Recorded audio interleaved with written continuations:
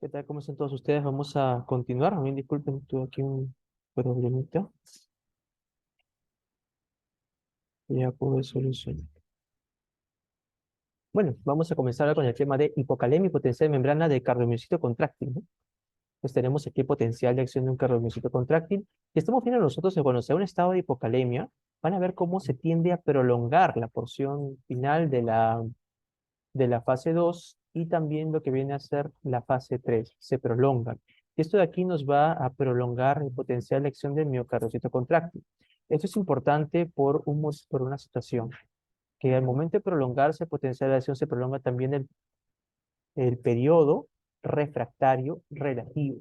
Si se prolonga el periodo refractario relativo, tenemos ahora un mayor periodo en el cual tengo a la membrana del miocardiomyocito con una buena cantidad de canales dependientes de voltaje de sodio que pueden aperturarse bajo un estímulo fuerte que pueda desencadenar luego un potencial de acción.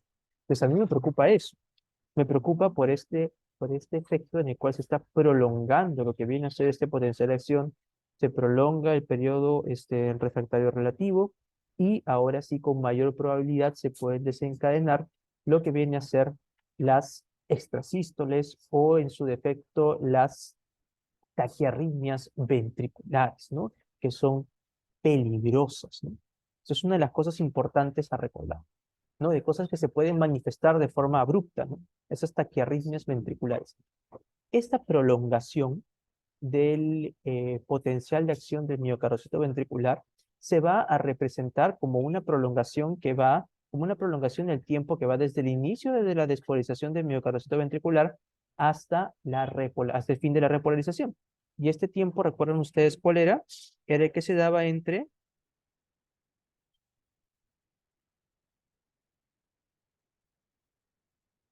lo que viene a ser mi onda Q y mi onda T, ¿no?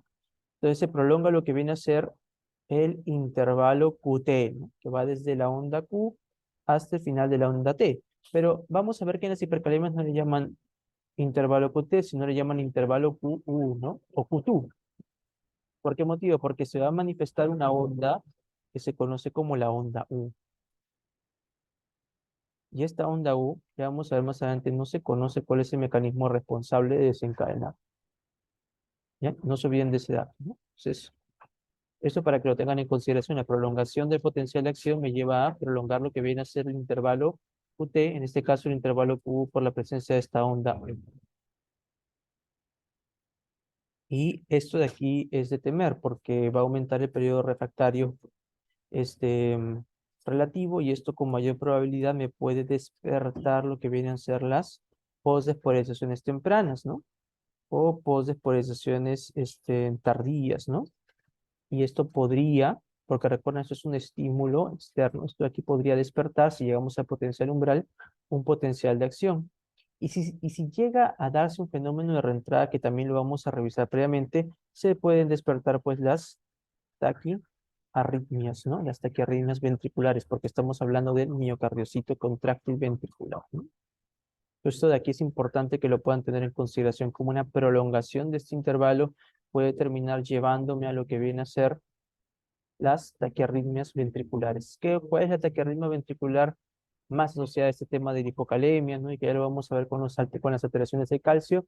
La taquiarritmia ventricular polimorfa, o sea, complejos ondas de despolarización de ventrículo que van a tener diferentes formas, ¿no? Polimorfa, ¿no?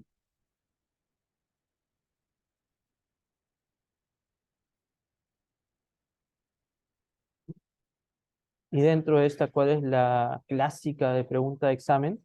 La taquicardia ventricular polimorfa helicoidal, conocida con su epónimo como la torsades de Pointes, ¿no?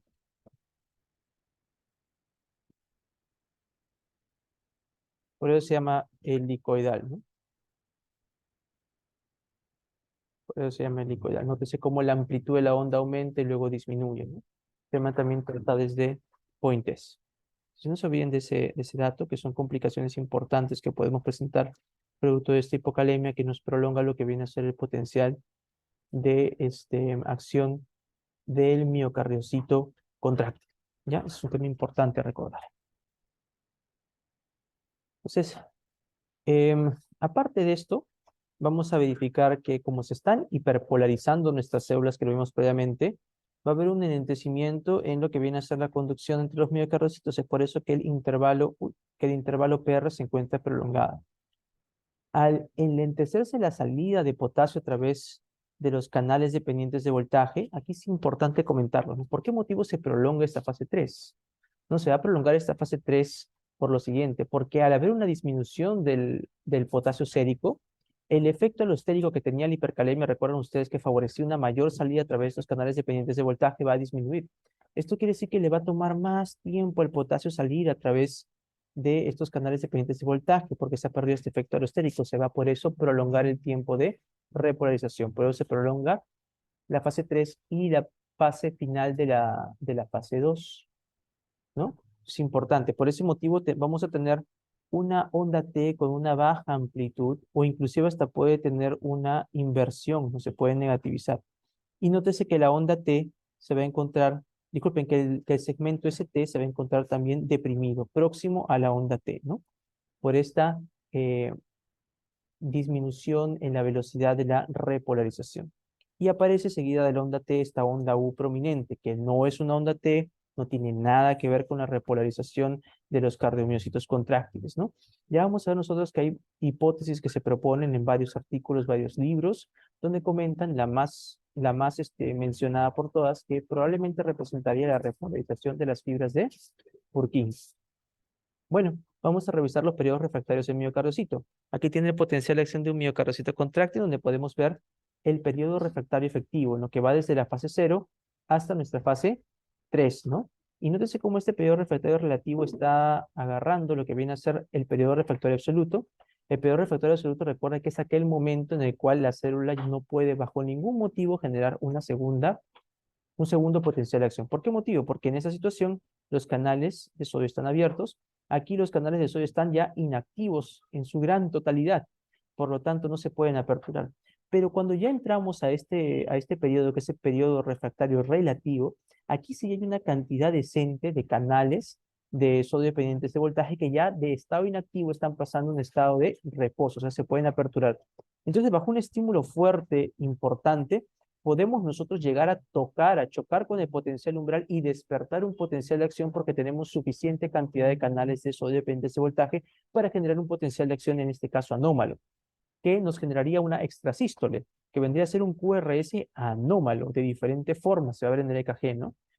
Y puede luego seguir normal, sin ningún problema, otra vez los QRS normales, pero vendría qué problema, se desarrollaría ya una taquicardia ventricular monomorfa o polimorfa, si es que esta despolarización anómala se conduce a través del ventrículo y llega otra vez al foco inicial, donde se vuelve otra vez a despertar este potencial anómalo y se vuelve otra vez a despertar este potencial anómalo y otra y otra y otra y otra vez, y tenemos entonces ondas de despolarización ventricular anómalas, ¿no? Que están constantemente presentándose, y esto sería la taquicardia ventricular, ¿no? Que puede ser polimorfa o monomorfa.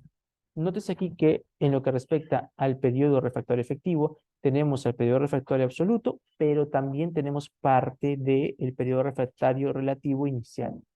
Entonces, cuando yo prolongo lo que viene a ser la fase 2 en su estadio final y también la fase 3, estoy prolongando también el periodo refractario relativo, y aquí le doy más tiempo para que se puedan desarrollar estas despolarizaciones post, estas despolarizaciones tardías, ¿no? Estas post-despolarizaciones tempranas, disculpen, y estas post-despolarizaciones tardías, ¿no? Es importante tener en consideración. Entonces, ese periodo refractario relativo, ¿no? Donde se dan las post-despolarizaciones tempranas, y este viene a ser el periodo supranormal, ¿no? Ya pasando la fase 3, justo pasando la fase 3, donde se pueden dar las post-despolarizaciones tardías.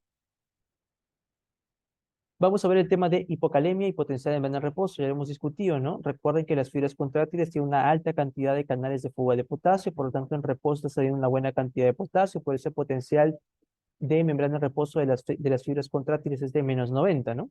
Entonces aquí, como hay una hipocalemia, va a aumentar aún más la salida de potasio, se va a tornar más negativo el intracelular, por ese motivo nuestra fibra contráctil va a tender a hiperpolarizarse, ¿no? Se va a tornar más negativo lo que viene a ser el intracelular de esta fibra.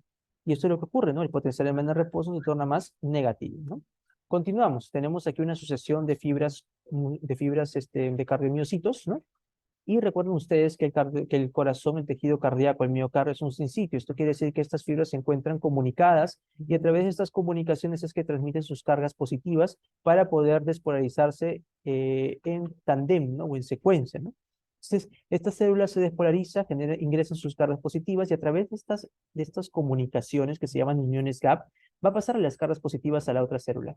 Pero recuerden que esta célula que va a recibir las cargas positivas se encuentra hiperpolarizada. Entonces, vamos a necesitar un mayor tiempo para que se acumule una buena cantidad de cargas positivas que nos permita despolarizar esta célula que se encuentra hiperpolarizada. Por este motivo es que ahí están las cargas negativas que representan la hiperpolarización de esta célula, ya que están ingresando las cargas positivas, ¿no? Por ese motivo, ahora en esta célula hiperpolarizada se necesita que una mayor cantidad de cargas positivas. De igual forma, para la célula contigua que se está despolarizando también por estas uniones gap, ¿no? Entonces, esto de aquí va a enlentecer lo que viene a ser el tiempo para poder llevarnos al potencial umbral y luego un potencial de acción. Por lo tanto, lo que viene a ser la conducción se encuentra ligeramente enlentecida, ¿no? Por eso se prolonga el intervalo PR en estas situaciones. Seguimos, ¿no? Vamos a afectar a las dos fases, tanto la 2 como la 3, ¿no? En lo que viene a ser el componente del potencial de acción del cardiomiocito contráctil. Ambas se van a prolongar, se prolonga fase 2, se prolonga fase 3.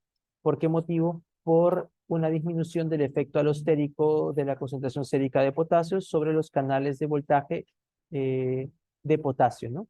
Como disminuye el potasio en el celular, va a disminuir lo que viene a ser la velocidad de salida de potasio de la célula. Esto prolonga el tiempo de repolarización. Entonces, ¿esto cómo se va a expresar? Una prolongación en el tiempo de repolarización se prolonga obviamente como una onda T que tiene una menor amplitud. Eso también va a comprometer la porción final de la fase 2 y se va a generar también una depresión del segmento ST. Se va a negativizar el segmento ST en su porción próxima a la onda T, ¿no? No se olviden de ese dato. Entonces, se prolonga la repolarización fase 2, fase 3, ¿no? Esto me lleva a un retraso en la salida de potasio, hay una disminución en la velocidad de salida de potasio, lo cual disminuye la velocidad de negativización intracelular, o sea, va a costarle más tiempo a la célula negativizarse otra vez. Y esto me lleva a una onda T que puede ser aplanada o hasta invertida y una depresión del segmento ST próximo a la onda T, ¿no? Recuerden ustedes que en hipercalemia había una depresión del segmento ST, pero estaba próximo al QRS. Y recuerden que el QRS en la hipercalemia más bien se encontraba ensanchado, ¿no? Seguimos. Vamos ahora al tema de la onda U. Bueno, ¿qué representa esta onda U, no? La onda U, hasta donde se sabe, no se tiene una respuesta de qué cosa es, ¿no? Pero ¿qué cosas se ha propuesto? Se han propuesto hipótesis por varios fisiólogos, ¿no? Expertos en el tema del cardiofisio, que mencionan que probablemente pueda representar la despolarización de las fibras de Purkinje, ¿no? Es lo que están comentando, que pueda representar la despolarización de las fibras de Purkinje. Pero todavía hay muchas dudas al respecto, ¿no? O sea, como dicen por ahí, solo queda esperar a que salga, digamos, ya una teoría un tanto más consistente, ¿no? Con evidencia. Vamos ahora al síndrome de Cutelar, o QTU, o QTU largo, ¿no? Habíamos comentado que este síndrome de QT largo, o QTU largo, se va a dar desde el inicio de la onda Q hasta el final de la onda U, ¿no? Y esto de aquí iba a ser un problema. ¿Por qué motivo? Porque reflejaba una prolongación del potencial de acción del cardiomiocito contráctil. Esto iba a llevar entonces a que se pudiesen presentar estas postdespolarizaciones tempranas a nivel de la porción inicial de la fase 3, ¿no? Esto de aquí podría estar dándose por lo que vendría a ser un ingreso importante de calcio del extracelular hacia el intracelular, ¿no? Mediado también por una mayor salida de calcio del retículo sarcoplásmico y también mediado por el intercambiador calcio-sodio, ¿no? Que pueden generar estímulos, ¿no? Anómalos que puedan llevarnos a potencial umbral, despertarte luego un potencial de acción y después de despertarte un potencial de acción, poder por fenómeno de reentrada reingresar al foco de inicio de donde se dio esta postdespolarización temprana y terminar desencadenando un ingreso y reentrada que termine desencadenando una taquiarritmia ventricular, polimorfa o monomorfa, siendo la más preguntada en las evaluaciones la torsades de Pointes, ¿no? O también llamada taquicardia de tipo helicoidal. Ya no se olviden de ese dato, por favor. ¿De qué está nuestra taquicardia helicoidal llamada torsades de Pointes? Nótese cómo tiene un aumento en la amplitud de la onda de que representa la disposición ventricular, creciendo, decreciendo, creciendo, decreciendo, ¿no? ¿No? Tiene mucha forma, recuerdan ustedes a la forma que tiene el soplo sistólico, ¿no? El soplo sistólico de una mestenosis aórtica, ¿no? Muy bien, de aquí tienen ustedes otras imágenes de torsades de Pointes, también llamada taquicardia helicoidal, que es un tipo de taquicardia ventricular polimorfa. Podemos también presentar, lamentablemente, lo que vendría a ser un patrón agónico conocido como la fibrilación ventricular. Esto sí, pues nos tendría que preocupar, ¿no? Porque así como habíamos visto la semana pasada en fibrilación auricular, cuando vimos el tema ICC, lo mencionamos brevemente, que la fibrilación auricular representa focos pequeños de despolarización de la aurícula que no son lo suficientemente fuertes o amplios para poder generar una contracción auricular. De la misma forma, en la fibrilación ventricular tenemos el mismo caso. Imagínense al ventrículo como que estuviese temblando, ¿no? Eso vendría a ser la representación de múltiples focos de despolarización. Está temblando el pobre ventrículo, pero que no son lo suficientemente ordenados para poder generar una despolarización lo suficientemente fuerte como para dar un volumen, como para una contracción ventricular adecuada y llevarnos a un adecuado volumen sistólico. Y aquí ocurren los benditos problemas que nos preocupa de la fibrilación ventricular, que se cae volumen sistólico, se cae perfusión en los tejidos y ante qué estamos, ante un shock de tipo cardiogénico, ¿no? Y esto de aquí que me lleva a un estado de hipoperfusión sistémica. Y es clásico, pues, de shock cardiogénico esto, pues, ¿no? Una causa, donde la causa de shock está dado por el ventrículo. No se olviden, por favor, de ese dato que acabamos de comentar. Y después de las manifestaciones de cambio de metabolismo aerobio a metabolismo anaerobio a nivel tisular, que luego va a terminar llevando, pues, a muerte, necrosis celular, apoptosis también, ¿no? Una mezcla de ambos que termina llevando al daño tisular y en más de un órgano ya nos llevaría el shock a lo que se conoce como un MODS, que es un síndrome de disfunción multiorgánica. Ok, vamos a lo que viene a ser el tema de la postdespolarización tardía. Hemos hablado entonces de la postdespolarización temprana que se da a nivel de nuestra fase 3. Y nótese cómo nos dio a nosotros este potencial de acción anómalo y después eso por fenómeno de reentrada genera una taquiarritmia ventricular, en este caso polimorfa por torsades de Pointes. Vamos ahora al tema de la postdepolarización tardía, ¿no? Le llaman los DATs, ¿no? Delayed After Depolarization. Creo que así se dice en inglés. Entonces, ya lo comentamos, cuando una postdepolarization tardía llega a ser lo suficientemente fuerte como para poder llegar a una cantidad de milivoltios para despertarte un potencial umbral, te puede despertar un potencial de acción. Te puede dar una extrasístole, ¿no? ¿No? Y si se llega a conducir o llega a reentrar al foco de inicio, te puede dar un ataque cardíaco, como estamos en ventrículo, una taquiarritmia de tipo ventrículo. Entonces, las postdepolaciones tardías ya no se dan en la fase 3, sino que se dan ya finalizando la fase 3, ¿no? Ya a la altura de la fase 4. ¿Por qué motivo se va a dar esto, no? Se va a dar esto por una mayor cantidad de calcio que ha quedado ya al momento de finalizar la fase 3, que va a comenzar a intercambiarse pues con el sodio a través de este intercambiador sodio-calcio. Esto va a llevarnos a una postdespolarización tardía. Si llegamos a potencial umbral, se despierta lamentablemente el potencial de acción, se despierta el potencial de acción. Tenemos, si solamente se genera el potencial de acción y se conduce a través de las fibras musculares y no llega a reentrar, podemos tener nuestra sístole, pero si llega a reentrar al foco de inicio, ahí cuidado, comienzan las taquiarritmias ventriculares. Entonces, tenemos aquí lo que viene a ser la postdespolarización tardía, ¿no? Que no llega al potencial umbral. Aquí, lamentablemente, en este ejemplo, llegó al potencial umbral y me despertó un potencial de acción. Y posterior a esto, pues si será la reentrada respectiva, podemos tener un ataque arritmia ventricular, ¿no? En este caso, pues tendría el aspecto de una taquiarritmia ventricular polimorfa. Lo mismo, ya pasamos la fase 3, llegamos a la fase 4 y quedó una buena cantidad de calcio a nivel del intracelular, lo cual se comenzó a intercambiar por este intercambiador sodio-calcio y se generó un potencial, ¿no? Una posdespolarización tardía que pudo habernos llevado a un potencial de acción anómalo, ¿no? ¿Qué pasa acá?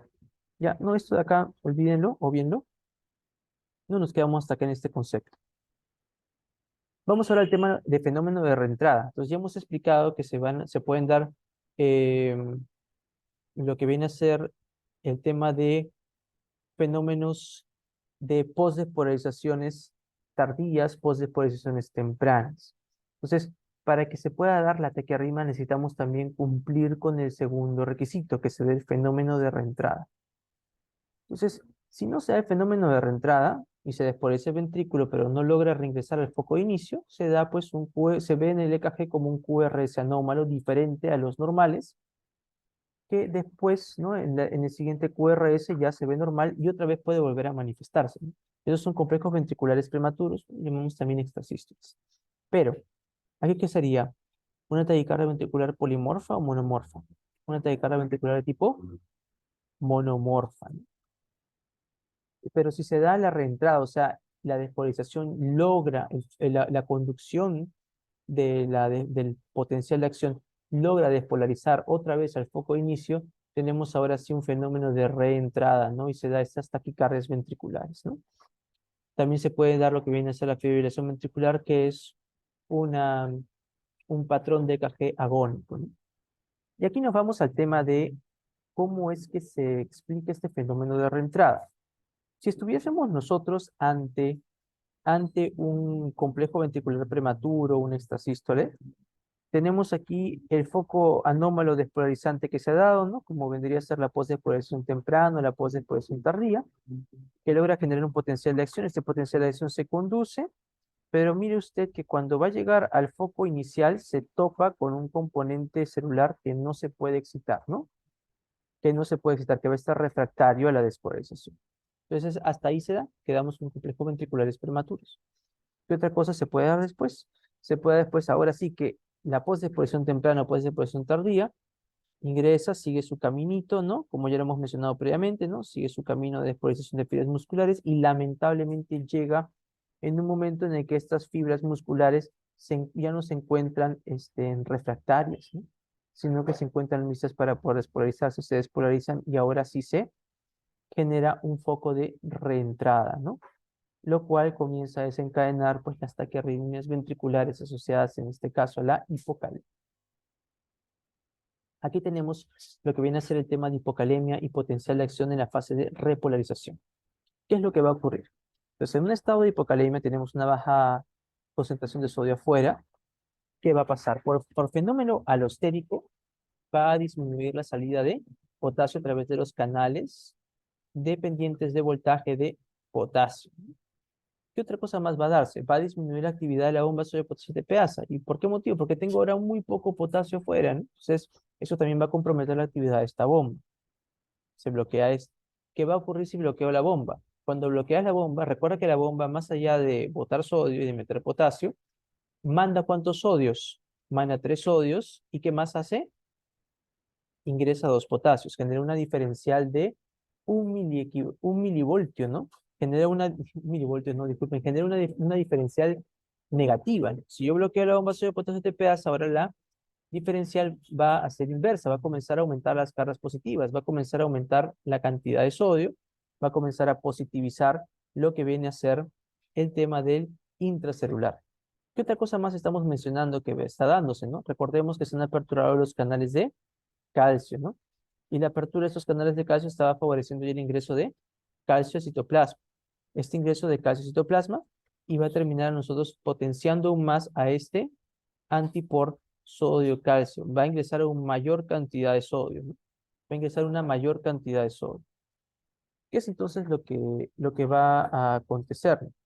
Que esta elevación de calcio y de sodio puede, ¿no? Generarnos una posdespolarización temprana, ¿no? O también nos puede desencadenar una posdespolarización tardía, ¿no? Es de esta forma que durante la fase de repolarización podemos tener ¿no? Durante la misma fase de repolarización, fase 3, una postdespolarización temprana porque hay una buena cantidad de calcio, una buena cantidad de sodio, ¿no? Que puede despertar un potencial anómalo. O ya después de la fase 3 podemos tener una postdespolarización tardía, en la cual la cantidad de calcio que ha quedado aquí y la cantidad de sodio que ha quedado acá puede llevar a una despolarización anómala, ¿no? No esperada durante la fase 4. Vamos al tema de la apertura de los canales lentos de calcio, ¿no? Que son canales dependientes de voltaje, ¿no? Lentos de calcio. Esto es para que ustedes puedan ver lo siguiente. Explica por qué motivo cuando prolongamos el intervalo QT o el intervalo QTU, podemos nosotros presentar estas postdespolarizaciones tempranas, nuestras postdespolarizaciones tempranas, que viene a darse por lo siguiente. Cuando cuando la fase 2 no está cortada, ¿no? Está dentro de sus límites normales, la conductancia de calcio se mantiene limitada. La conductancia de calcio se mantiene limitada. ¿Por qué motivo se mantiene limitada la conductancia de calcio? Porque el potencial no es lo suficientemente prolongado como para permitir que se aperturen todos los canales de calcio, ¿no? Dependiendo de ese voltaje. Pero cuando prolongamos lo que viene a ser la fase 2, la fase 3, le estamos dando más tiempo para que se puedan aperturar una mayor cantidad de canales de calcio dependientes de voltaje. Y esto de aquí, nótese cómo genera una diferencial, ¿no? De una mayor cantidad de apertura de canales de calcio dependientes de voltaje con un mayor ingreso de calcio al cerebro. Y esto de aquí es lo que termina desencadenando lo que viene a ser las postdespolarizaciones tempranas, ¿no? Que viene a ser una despolarización anómala que puede llevarnos a potencial umbral y ser responsable de una taquiarritmia ventricular. Se cumple también con el fenómeno de reentrada. Aquí tenemos la postdespolarización temprana, ¿no? Que puede darse a finales de la fase 2, durante la fase 3, ¿no? Y la postdespolarización tardía que se da después de la fase 3. Entonces, como la postdespolarización temprana, ¿no? A nivel de lo que viene a ser en fase 2 o fase 3, puede despertar un potencial anómalo, ¿no? Puede despertarme, disculpe, un potencial anómalo que no llegue a potencial umbral, ¿no? Por lo tanto no se genera un potencial de acción. Pero también, aparte de eso, esta postdisposición temprana puede despertarme un potencial de acción anómalo que no se llega a conducir a través del foco inicial, o sea que no se llega a dar un fenómeno de reentrada. Pero aquí, si nótese que sí se logró conducir hacia el foco inicial y se da el fenómeno de reentrada, aquí tendríamos extrasístole y aquí tendríamos lo que vendría a ser ya un ataque arrítmico. Lo que habíamos comentado previamente con el fenómeno de reentrada, ¿no? Aquí lamentablemente se pudo conducir, ¿no? Al foco inicial y se despertó pues un fenómeno de reentrada que me pudo llevar a una taquiarritmia ventricular. Aquí está un resumen de lo que nosotros hemos mencionado previamente, lo pueden ustedes revisar también, está relacionado con lo que hemos visto respecto a el tema del desarrollo de taquiarritmias en una hipocalemia, que es lo que también tienen ustedes que recordar. Y respecto al tratamiento de potasio, aquí únicamente ser breves, ¿no? Que el tratamiento de potasio viene a ser al final el tema de la reposición de potasio, ¿no? Que puede darse de manera oral o de manera endovenosa, ¿no? Como lo están viendo ustedes acá. Un dato importante a tener en consideración con el tema del tratamiento de potasio, ¿no? Puedo tener un paciente que tenga tratamiento de potasio, que supuestamente está en hipocalemia, llega a su tratamiento, supuestamente mejora, pero otra vez recae, ¿no? O no hay una mejoría significativa, ¿no?